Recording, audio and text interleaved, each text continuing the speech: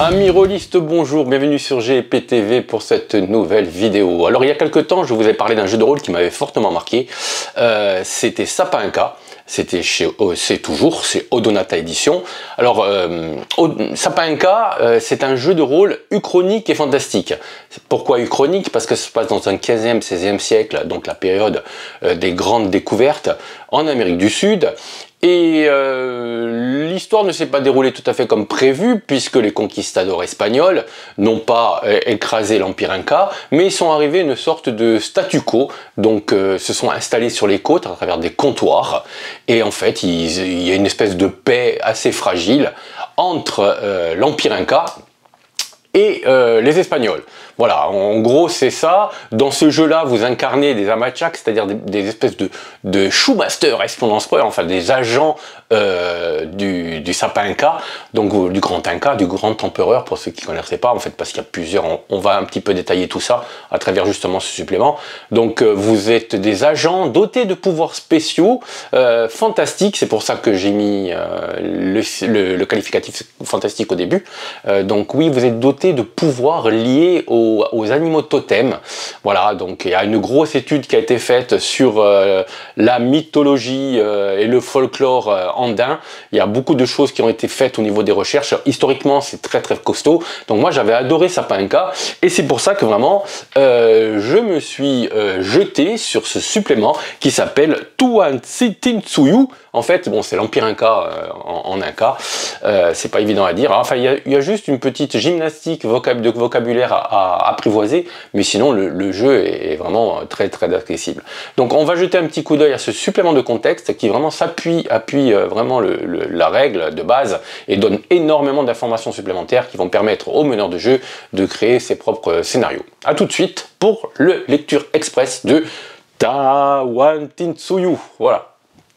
On se retrouve devant donc Sapinka Tuantzitintsuyu, Tuantzitintsuyu, enfin je ne sais pas trop comment il faut prononcer ça. La direction artistique déjà, moi j'adore, hein, franchement, vous en avez déjà parlé dans la précédente vidéo, mais franchement je suis fan, donc je positionne bien le bouquin pour que vous puissiez bien voir ce qu'il y a à l'intérieur. Alors en fait c'est une sorte d'atlas, mais pas que, vous allez voir qu'à l'intérieur vous avez énormément d'informations qui vont aider le meneur de jeu à donner des informations supplémentaires à ses joueurs pour qu'ils puissent mieux interpréter leur personnage. Donc vous voyez ici, vous avez le Tuantzitintsuyu, c'est-à-dire l'Empire Inca, divisé en différents royaumes, par des Incas aussi, des grands dignitaires, qu'on peut appeler aussi des rois, puisque lui c'est un empereur. Et donc on va détailler tout ça.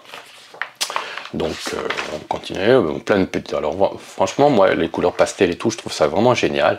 Alors vous voyez que déjà dès le début, on rentre dans le fantastique à travers les animaux totems de différents Amachaks et les encars. C'est ça qui est très intéressant, c'est que vous avez des encars jaunes et des encars, je sais pas quoi, enfin bon, un espèce de marron clair et des encars verts. Alors les encars jaunes, c'est les chemins de l'Inca qui donnent des informations pratiques ou évoquent des légendes Incas. Je vais vous donner un exemple tout de suite. Les encars, c'est les missions Amachak. Alors là, c'est vraiment des accroches pour des scénarios. Il y en a plein à l'intérieur, vous allez voir. Et les encars Senten, c'est des informations techniques sur les règles, en fait. Voilà. Donc voilà, par exemple, un exemple qui me met vraiment dans le bain. Donc c'est un encart jaune. Ça s'appelle Le fonctionnaire impérial et la sorcière.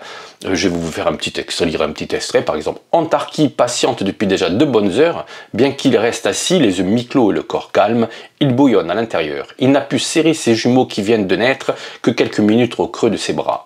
Et a eu seulement le temps de remercier les dieux pour ces magnifiques bébés, forts, aux cris perçants, qui possèdent les mêmes yeux que leur mère. Nul doute qu'ils suivront la voie de leur père. Antarki se laisse un peu aller, il sourit et se calme. La vision de ces deux bébés en train de gazouiller lui fait oublier le seigneur Roca et ses affaires familiales. Il revoit son frère Souris arriver en courant, mais il n'a Dieu que pour sa Kusimarami, belle avec son ventre énorme et son sourire apaisant. Mais soudain, il pressent un danger. Les signaux d'alerte et de son subconscient viennent de se déclencher avec une intensité inhabituelle. Antarki sort de son apathie, un drôle de parfum flotte dans l'air. Que se passe-t-il ici ? Antarki se lève et fait quelques pas en direction de la terrasse. Là, dans l'obscurité, une silhouette se détache. toujours sur ses gardes, Antarchy sent l'agressivité de la femme avant qu'elle ne l'interpelle. « Qui es-tu » ? « Femme, est-ce ainsi que tu t'adresses à Antarchy, fonctionnaire impérial et envoyé du Sapinka chez le seigneur Roca. Homme, te sens-tu supérieur à Chika Wane, future femme du seigneur Roca? Crois-tu que voir un fils, sans doute enlevé par un autre fils, est un gage de tranquillité pour le seigneur Roca? S'il t'a fait attendre, c'est pour mieux te préparer à ta mission, imbécile. Mille excuses, dame Chika, mais les événements qui agitent le palais m'ont obscurci l'esprit plus que je ne le pensais. Pour un soi-disant envoyé du Sapinka, tu es plutôt lent à comprendre. Et là se déroule une intrigue qui va amener le lecteur dans un rapport, un texte très intéressant qui met en lien les rapports qu'il y avait entre les différents grands dignitaires de l'Empire et aussi du fantastique qui se glisse à l'intérieur. Donc je ne vais pas aller plus loin parce que je pense qu'il y a certains joueurs qui sont là et que qui visionnent cette vidéo et que ce bouquin est plutôt réservé aux meilleurs de jeu. Donc là vous avez plein d'illustrations et on commence par Cusco, le centre du monde Inca. Alors vous pouvez toujours vous rabattre à la carte. Ici vous avez encore une accroche de scénario pour les meneurs de jeu. Vous avez du descriptif géographique, attention, historiquement argumenté. Vous avez ici la carte de Cusco avec les différents quartiers. L'histoire de Cusco, la fondation, comment ça s'est passé, le centre, les descriptions de différents quartiers. Alors à chaque fois c'est comme ça. Les différents amachaks qui sont attachés à cette région, voilà, avec le nom, l'âge. Voilà. Toujours ces chouettes dessins. Et là, la synthèse de Cusco, là c'est vraiment du technique. La Puanca, c'est-à-dire en fait le chef de cette région, le roi en fait de cette région, qui doit allégeance au Sapinka, qui s'appelle Ninan Kuyoshi, voilà, avec son épouse Markashimbo, les capitales, les hauts dignitaires qu'on peut trouver, la population. Alors on peut être surpris parce qu'on a une époque 15e, 16e siècle, ces villes sont très peuplées. L'Empire Inca est un empire disons, à son apogée, hein, avant l'arrivée des Espagnols, donc avec énormément de grandes villes, énormément de monuments, énormément de temples, de lieux secrets cachés, on va y arriver. Là, vous avez les hauts dignitaires, la définition de tous les hauts dignitaires, et les 12 quartiers de Cusco. Voilà. La place, les temples, les différents temples. Voilà, vous avez même des plans de forteresses, là encore une accroche de scénario. Le Corichanga, alors vous avez plein de... En fait ça se localise sur un endroit et puis après ça s'écarte tout autour pour remplir toute la zone géographique. Le grand sanctuaire du soleil. Vous avez évidemment des petites explications sur la mythologie, le folklore, les croyances, tout ce qui fait que, voilà, on parlait des cités d'or, hein, les dessins animés, mais là ici vraiment, justement, on revient un petit peu de l'histoire, hein, ça recadre un petit peu l'historique, voilà. Et il y a des rumeurs, bon les rumeurs c'est pour les meneurs de jeu qui peuvent entretenir ces rumeurs, qui ont un fond de vérité forcément, mais qui pas forcément celle auquel on s'attend. Un voleur au Corichanga, voilà, encore une accroche de scénario.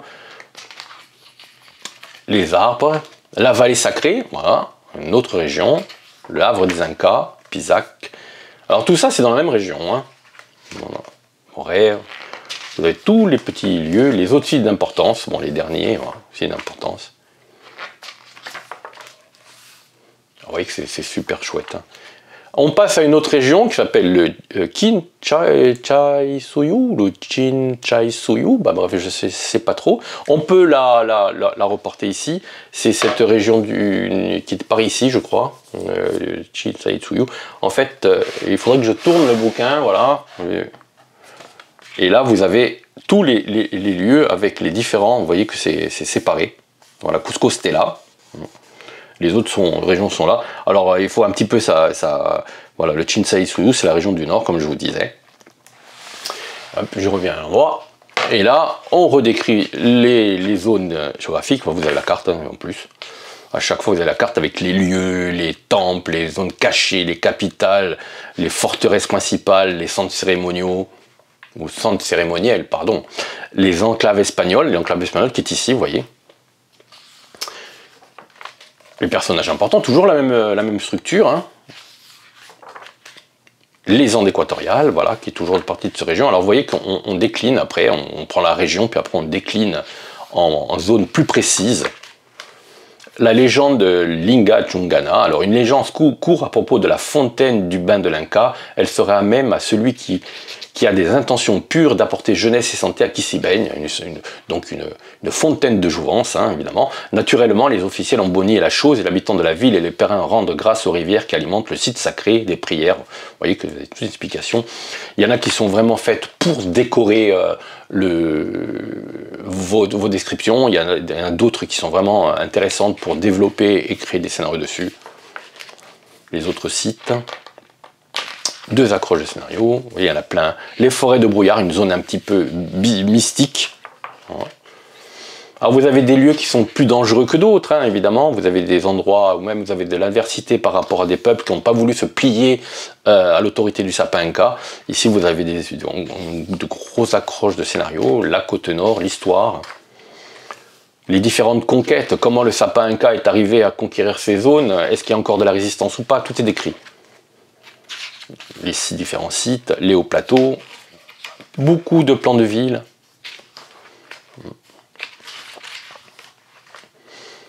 Le Pachacamac, un site de pèlerinage. Alors vous avez beaucoup c'est très théologique, il y a énormément de respect envers le Sapa Inca et énormément de respect envers les dieux, donc il y a énormément d'endroits sacrés, de sanctuaires.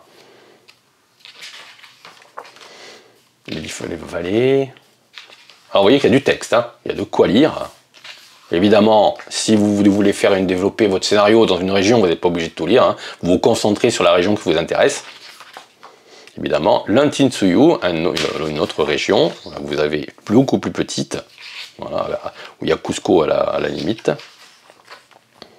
Le révérend Machac, les lieux importants, le Machu Picchu. Voilà, c'est pour ça que je prononce les U en haut, parce que je pense que c'est comme ça, enfin je sais pas trop. Voilà. Le plan du Machu Picchu, qui est une petite ville, hein, mais avec une grande valeur symbolique. Le façonneur de lama a disparu, une accroche de scénario. Des étranges marques sur les corps des vivants. Beaucoup. Alors, la magie est introduite de manière très délicate. On n'est pas dans de la high fantasy, attention. Hein. Les Amachak manipulent la magie, etc. Donc, ils ont des pouvoirs spéciaux, mais on n'est pas vraiment dans de la high fantasy. C'est la magie, elle est vraiment diluée dans l'histoire, elle est diluée dans les intrigues. Donc, vous pouvez même faire un scénario où il n'y a pas du tout de magie, un scénario tout à fait politique, où la Machak se retrouve dans des situations où il doit arriver à faire négocier différents dignitaires. Bon. Le Kontintsuyu, une autre région. Alors vous voyez, c'est vraiment un atlas, hein, avec les synthèses, l'essentiel est là, les lieux importants. Franchement, c'est chouette. Hein. Le Kolasuyu, voilà, une grande région du sud. Là, vous voyez que les Guaranis, les Mapuches, tout ça, c'est des peuples extérieurs qui sont parfois en guerre avec les Incas, ou qui parfois ont des échanges commerciaux, ou des rapports un peu tendus. Là, vous avez toujours les enclaves espagnoles, hein, qui sont précisés. Les personnages importants. La région du lac Titicaca. Lieu d'origine des Incas, enfin, soi-disant. Les îles. Vous voyez qu'il y a énormément de descriptifs. Encore trop des accroches de scénario. Les gardiens des crimes éternels, un autre site d'accroche de scénario. C'est vraiment très très précis. Hein. Il y a beaucoup de choses. Le travail avec le Twitter est vraiment superbe. L'est du lac Titicaca, c'est la Bolivie actuelle. Voilà. Les côtes du sud, c'est le Chili actuel. Les Andes australes, c'est l'Argentine actuelle. Ah, vous voyez que l'Empire Inca était un grand empire qu'on peut comparer un petit peu à l'Empire romain. Donc il était difficile pour le Sapa Inca d'être partout à la fois, d'où l'intérêt des Amachak, qui eux étaient vraiment répartis sur tout le territoire et qui veillaient à que l'autorité de le Sapa Inca ne soit pas contestée. Les enclaves espagnoles, Alors vous avez les différentes enclaves, des détails sur différentes enclaves, les personnages importants dans chaque enclave, voilà, Pizarro, et vous avez des personnages historiques, hein, mais c'est de l'Uchronie, donc ça ne s'est pas passé vraiment comme Pizarro l'envisageait par exemple. Voilà. Différents lieux. Alors, libre au meneur de jeu, après, de développer son historique comme il a envie. Hein. Soit les Espagnols, à nouveau, se tentent de tout reconquérir, soit il arrive à un équilibre diplomatique et des intérêts communs. Ça, c'est vous qui voyez. Voilà. Alors, au sud, c'est Hernán Soto, hein, également un personnage qui a réellement existé. Les différents comptoirs. C'est une toute petite zone. Hein. Lima, Manta. Les différents comptoirs de Chinsetsuyu. Et là, on parle des peuples, les différents peuples qui constituent l'Empire Inca. Donc, il n'y avait pas que des Incas. Et donc, vous avez des détails sur les différents peuples qui constituent l'Empire Inca et les relations qu'ils ont justement avec les Incas. Voilà. Et des missions possibles des Amachak, avec les interactions qu'ils peuvent avoir. Voilà. Missions possibles, Canaris. Voilà. Alors il y a pas mal de diplomatie, hein. Vous pouvez, les Chancas, vous voyez que de suite les Chancas ils sont pas commodes. Hein. Et à chaque fois vous avez des dessins qui ont été faits suite à des recherches au niveau historique. Voilà. Les peuples extérieurs, alors là c'est les peuples limitrophes à l'Empire Inca, certains sont menaçants, d'autres sont arrivés, on arrivait à les calmer, d'autres il y a des traités qui ont été signés. Voilà, les Muiscas, c'est les Guarani, hein, qu'on connaît bien, encore ici, hein, qu'il y en a en Guyane, etc. Les Mapuches, les Kikarunas, vous voyez une image fantastique. Le scénario, voilà, je vais passer vite, la mort d'un Espagnol, c'est un scénario. Voilà. À la découverte des cités des anciens, c'est également un autre scénario. Donc vous avez deux scénarios à l'intérieur, là, pour l'instant. Et ça finit sur les annexes, avec des explications. Le chicha, c'est une boisson traditionnelle. Le chasqui, c'est un messager des élites. Voilà. Des personnages prétirés. Voilà, ça c'est bien. Hein. Vous avez différents types de personnages. Hein. Bon, si vous voulez en savoir plus sur la création de personnages, je vous invite à revisionner la vidéo que j'avais fait précédemment sur Sapinka. Hein. Voilà, vous pouvez jouer même Federico del Toro. Alors attention, les Amachak, ils ont été élus. Donc ça peut être même un Espagnol, hein. C'est pas forcément un Inca. Hein. Voilà. Et là, on vient sur Cusco, le centre du monde. Voilà, alors je tenais à vous présenter cet ambitieux atlas, Tuantin-Tsuyu. Franchement, c'est indispensable pour moi. Je veux dire, vraiment, si vous vraiment développez des campagnes dans l'univers de Sapinka, ce supplément qui est superbe en plus, hein, qui coûte, je ne me souviens plus déjà, 46 €, est vraiment un must-have. Hein, voilà. Voilà. Donc on continuera à essayer de voir un petit peu ce que Donata continue à développer et Nutor le Noir, Eric Dubourg et compagnie continuent à développer pour Sapinka. Moi je les encourage à continuer à nous fournir plein de matériel parce que c'est vraiment trop bien. Et en attendant, je vous souhaite un bon week-end et à la prochaine pour une nouvelle vidéo rôliste, holistique, ou comme vous voulez quoi. Enfin à bientôt quoi. Allez.